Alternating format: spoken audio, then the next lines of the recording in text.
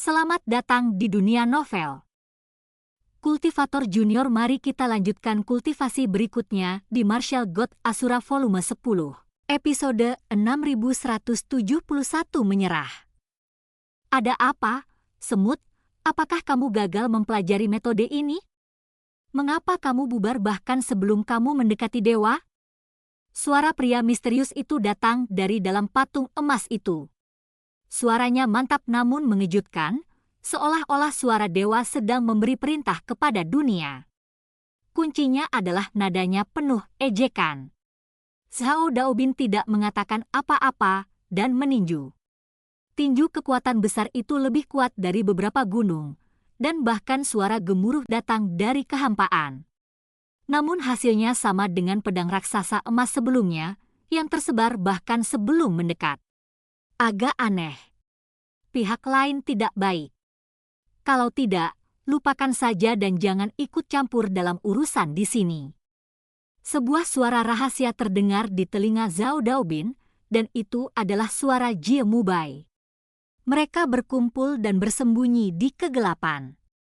Dulu saya mengira itu karena Zhao Daobin ceroboh dan metode penyembunyiannya tidak cukup pintar sehingga dia ditemukan oleh pihak lain, tapi sekarang tampaknya segalanya tidak sesederhana itu. Lawannya sangat kuat. He. Tapi Zhao Daobin tiba-tiba tertawa. Dia merentangkan tangannya dan membalikkan telapak tangannya, dan dua senjata ajaib muncul di tangannya. Kamu mengambil inisiatif untuk menimbulkan masalah bagiku karena kamu tidak mempertimbangkan klan Zhao kita. Jika kita mundur begitu saja, bukankah itu akan merusak reputasi klan abadi klan Zhao kita? Aku harus memberi pelajaran hari ini kepada orang sombong yang mengaku sebagai dewa ini. Setelah mengatakan ini, Zhao Daobin menghilang secara vertikal dari langit. Ketika dia muncul kembali, dia sudah berada di atas patung emas. Perbedaan tinggi badan antara keduanya begitu besar sehingga seperti manusia yang menantang dewa. Tetapi Zhao Daobin tidak hanya tidak takut, tetapi juga penuh percaya diri. Dia tahu betul bahwa ukuran hanyalah gertakan. Pada analisa terakhir, persaingan di dunia ini adalah tentang kekuatan tempur. Tapi ketika dia benar-benar mendekat, ekspresi Zhao Daobin berubah drastis. Dia merasa berada dalam kondisi yang sangat aneh. Kekuatan tempurnya sebenarnya ditekan dari dewa tingkat ketiga menjadi dewa tingkat pertama. Tapi dia tidak terlalu peduli dan menebas patung emas itu. Namun cahaya keemasan terlihat memancar dari patung emas itu, yang tidak hanya membubarkan kekuatan tebasannya, tapi juga melesat lurus ke arahnya. Melihat hal tersebut, Zhao Daobin pun berbalik untuk menghindari serangan tersebut, lalu melancarkan serangan lagi terhadap patung emas tersebut. Patung emas itu terus memancarkan cahaya keemasan, menggunakan serangan sebagai pertahanan. Orang-orang di bawah kehampaan melihat kegembiraan, tetapi orang-orang seperti Ouyang Mingchang dan orang lain di alam dewa mulai bergumam. Apakah karena kamu takut menang tanpa menggunakan kekerasan dan dengan sengaja menekan kultivasimu? Ouyang Mingchang bergumam pada dirinya sendiri. Dia bisa merasakan bahwa setelah semakin dekat, tingkat budidaya Zhao Daobin dari klan kuno klan Zhao berkurang drastis. Mu Cheng. Pada saat ini, Long Moxia dan Long Mochuan memandang Long Mu Cheng pada saat yang bersamaan. Mata Long Mu Cheng penuh kegelisahan, tapi dia masih mengangguk. Awalnya dia tidak yakin, tapi sekarang dia yakin. Melihat Long Mu Cheng mengangguk, Long Moxia dan Long Mochuan tidak bisa tenang. Mereka telah memastikan bahwa pria misterius yang belum pernah muncul sebelumnya ini adalah kelompok orang yang sama yang mereka temui sebelumnya yang mengaku sebagai dewa. Mereka adalah orang-orang dari klan dewa. Mereka akhirnya muncul di dunia pencaksilat. Pada saat yang sama, Chu Feng duduk bersila di platform bundar. Meskipun niat membunuh terus menurun, dia tidak dapat melukai Chu Feng. Chu Feng akhirnya tiba di dasar laut pembunuhan abadi. Saat ini, Chu Feng berdiri di platform bundar, dan air laut masih melayang seperti dinding. Chu Feng menutup matanya rapat-rapat, dan Egi tidak bisa melihat atau mendengar apapun. Chu Feng, kamu baik-baik saja? Egi mau tidak mau bertanya. Dia bisa merasakan bahwa Chu Feng dalam kondisi baik, tapi dia tidak mengerti mengapa Chu Feng menutup matanya. Edan, jika aku menyerah, kamu tidak akan menyalahkanku kan? Kata Chu Feng tiba-tiba. Menyerah? Kenapa? Apakah lain kali akan lebih sulit? Egi bertanya. Chu Feng tidak menjawab secara langsung, tetapi berkata, harga kegagalan terlalu tinggi, saya tidak tahan. Lagi pula, kamu yang memutuskan sendiri, ratu ini mendukungmu. Kalau begitu pergi. Setelah Chu Feng selesai berbicara, dia akhirnya membuka matanya. Saat ini, Egi mengikuti Chu Feng dan melihat terowongan bawah laut muncul di salah satu sisi air laut yang awalnya seperti tembok. Air laut berputar-putar di sekitar pintu masuk, dan air laut hitam bergolak dalam ombak. Saat ini, tidak hanya menyedihkan dan gelap, tetapi juga berbahaya dan misterius. Ada juga semacam penyedotan yang membuat orang ingin masuk dan melihatnya. Jika ingin melanjutkan, haruskah kita pergi dari sana? Tanya Egi. Ya. Setelah Chu Feng mengatakan ini, dia naik ke udara. Mungkin karena dia telah menyelesaikan tes niat membunuh. Setelah dia menyerah, kata membunuh tidak jatuh lagi. Faktanya, kata membunuh di atas kekosongan telah hilang. Namun platform bundar tersebut akan tetap mengikuti gerakan Chu Feng ke udara dan naik dengan cepat ke atas. Segera, Chu Feng kembali ke laut. Namun, platform bundar tersebut juga melayang ke permukaan laut, dan platform bundar tersebut menghilang. Kakak, apakah kamu baik-baik saja? Xiao Yu'er telah menunggu di sini. Ketika dia melihat Chu Feng, reaksi pertamanya adalah melangkah maju dan memperhatikan kondisi Chu Feng.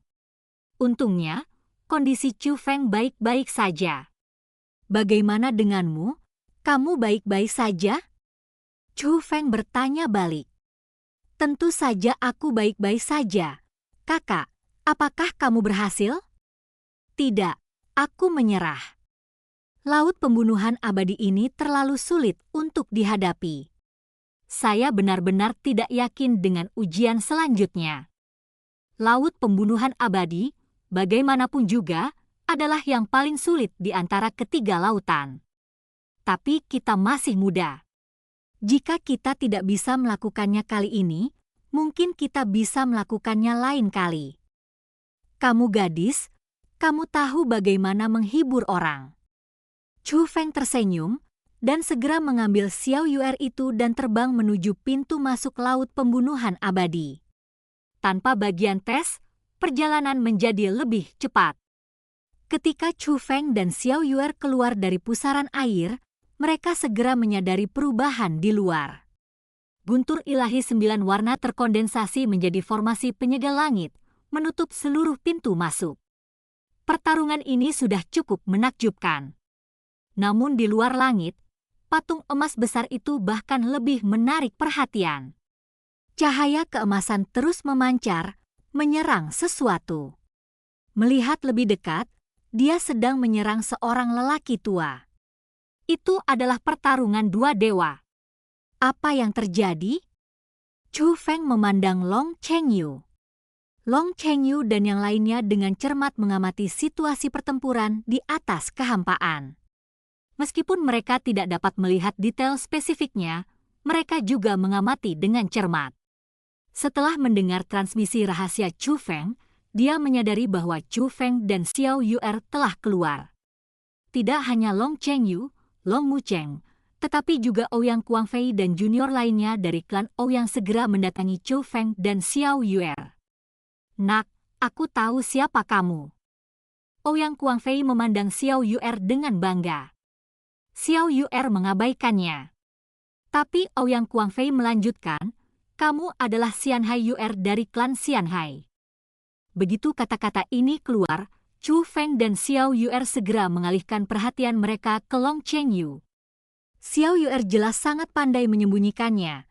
Jadi ketika mereka melihat klan Ouyang Tian dan mengetahui identitas Xiao Yuer, reaksi pertama mereka adalah berpikir bahwa Long Chengyu yang bermulut besar mungkin telah memberitahunya. Bagaimanapun, Long Musi tidak akan pernah mengatakannya.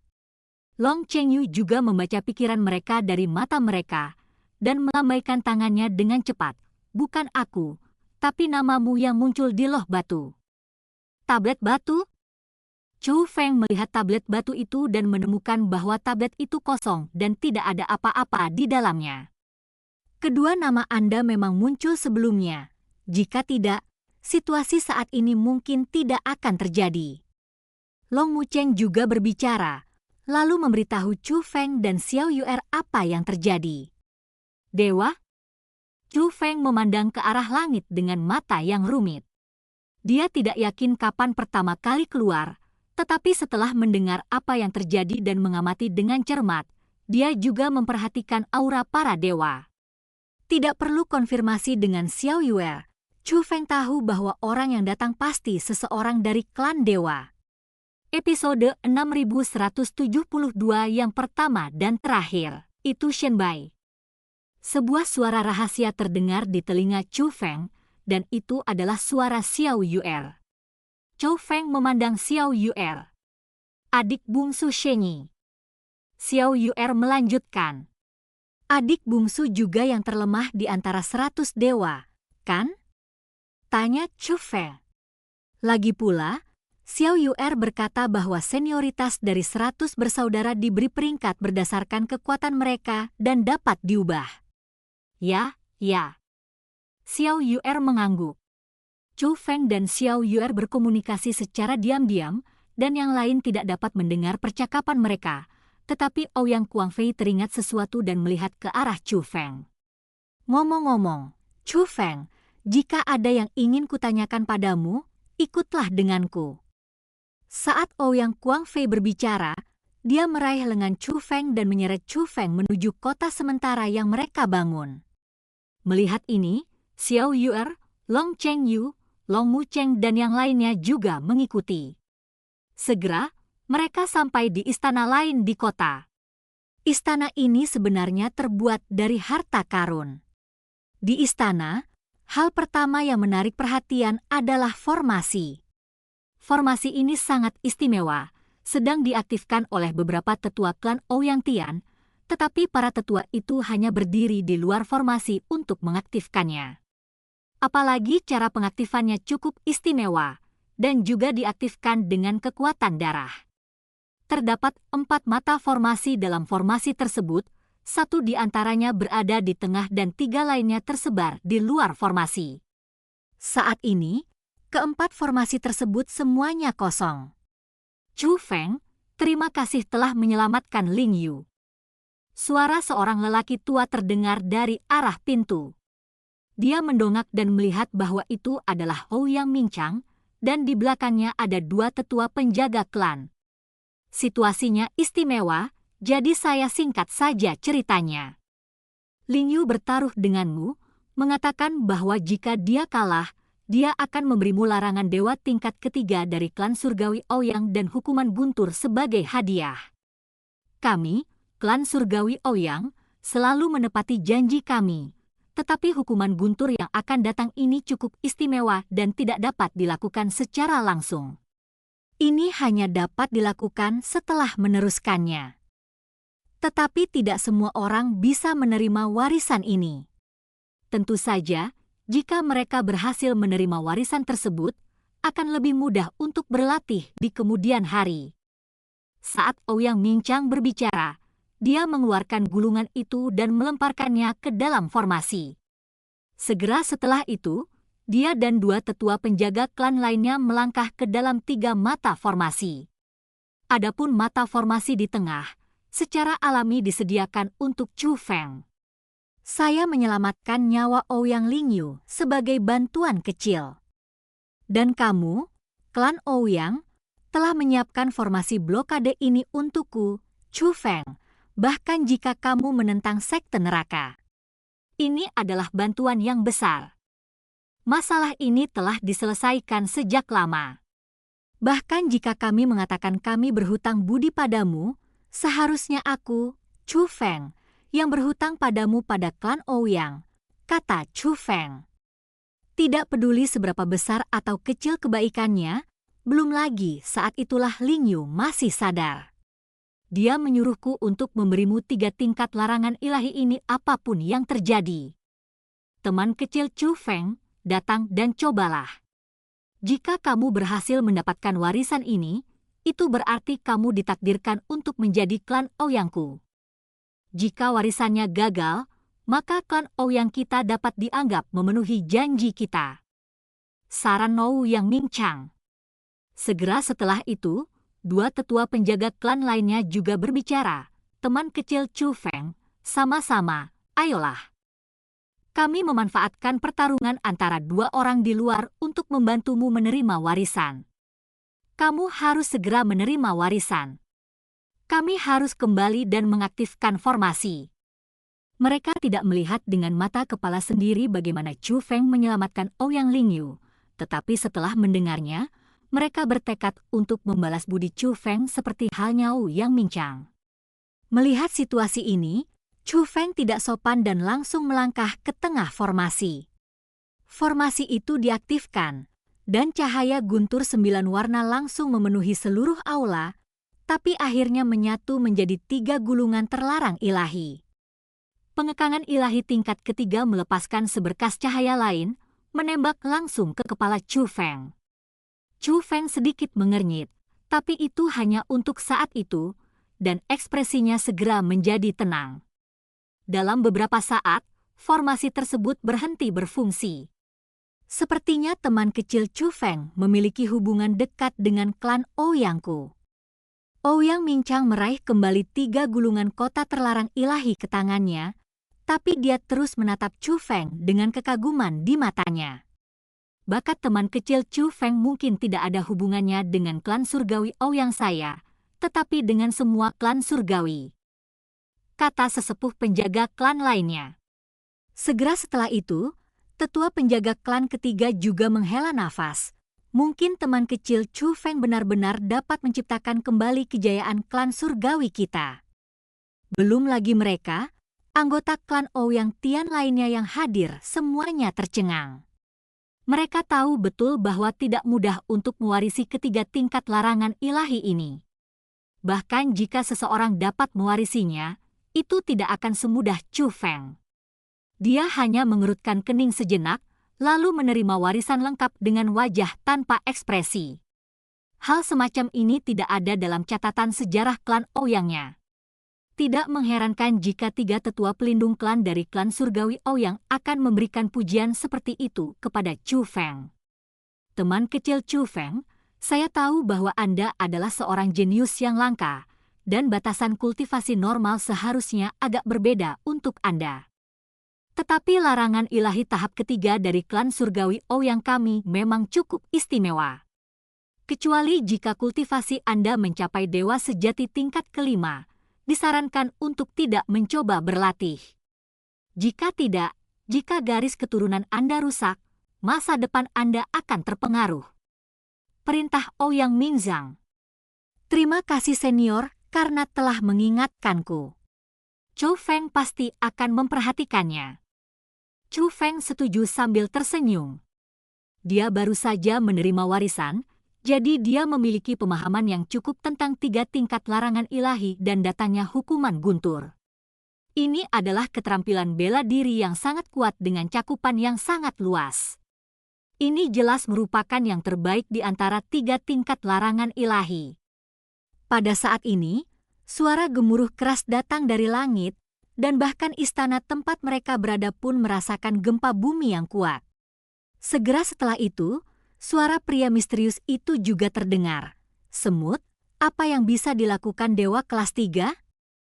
Kamu tidak akan bisa melakukannya jika aku menganggapnya serius.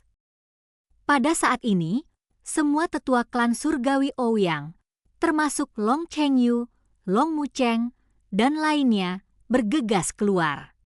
3 tetua penjaga klan Ouyang Tian segera kembali ke formasi penyegelan surga. Karena ada perubahan di langit. Zhao Daobin dari klan abadi Zhao terluka, dan lengan kirinya terpotong oleh cahaya keemasan. Selain itu, pria misterius itu secara langsung mengungkapkan bahwa budidaya Zhao Daobin adalah dewa kelas 3. Tapi pria misterius itu mengalahkan dewa kelas 3. Chou Feng awalnya ingin mengikutinya keluar, tapi Xiao Yu'er meraih lengan Chou Feng. "Yu'er, ada apa?"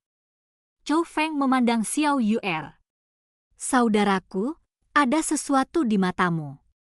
Saat Xiao Yu'er berbicara, dia mengulurkan tangan dan menyentuh mata Chou Feng. Chou Feng tanpa sadar menutup matanya. Tapi aku mencium aroma segar yang mendekat, lalu aku merasakan kelembutan di mulutku.